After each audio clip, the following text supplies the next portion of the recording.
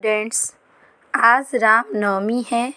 उसके लिए हम लोग एक संक्षिप्त रामायण के बारे में जानेंगे।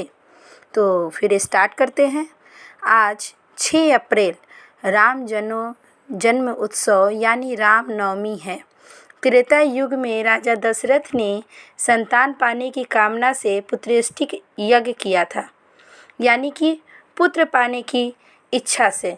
इस यज्ञ की वजह से चैत्र शुक्ल नवमी पे राम राजा दशरथ के पुत्र के रूप में प्रकट हुए। राम भगवान विष्णु के अवतार हैं। रामनवमी पर रामायण का पाठ करने की परंपरा है। पूरी रामायण का पाठ करना समय अभाव के कारण अधिकतर लोगों के लिए संभव नहीं है। ऐसे में जो लोग रामायण पाठ करना चाहते हैं वे एक श्लोकी रामायण का पाठ करके भी पूरी रामायण के पाठ का पुण्य कमा सकते हैं।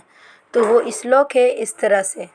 आद्यो राम तपोवनादि गमनम हत्वा मृगम कांचनम वैदेही हरणम जटायु मर्णम सुग्रीव संभाषणम बाली निर्दलनम समुद्र तरणनम लंकापुरी दाहनम पश्चात रावण कुंभकर्ण हननम एतद्धि रामायणम। अब हम लोग इस श्लोक को विस्तार से जानेंगे और एक एक करके जानेंगे। तो चलिए। आद्यो राम तपोवनादि गमनम, इसका क्या अर्थ है?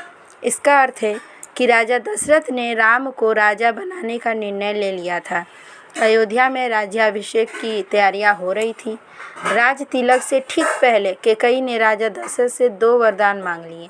पहला भरत को राज और दूसरा राम को 14 वर्ष का वनवास। माता की इच्छा और पिता के वचन पूरे करने के लिए राम ने वनवास जाना स्वीकार कर लिया।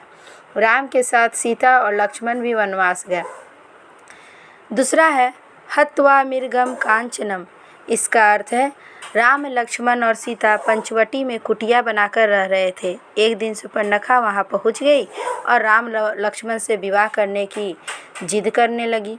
सुपर्णखा सीता को मारना चाहती थी, तभी लक्ष्मण ने उसके नाक कान काट दिए।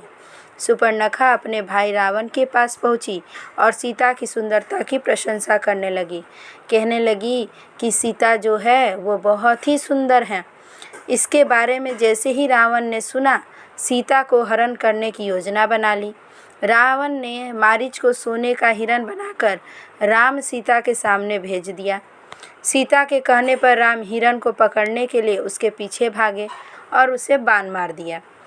वैदेही हरणम। उसके बाद मरते समय मारीच ने हे लक्ष्मण आवाज़ लगाई। ये सुनते ही सीता ने लक्ष्मण को राम की मदद के लिए भेज दिया। अब कुटिया में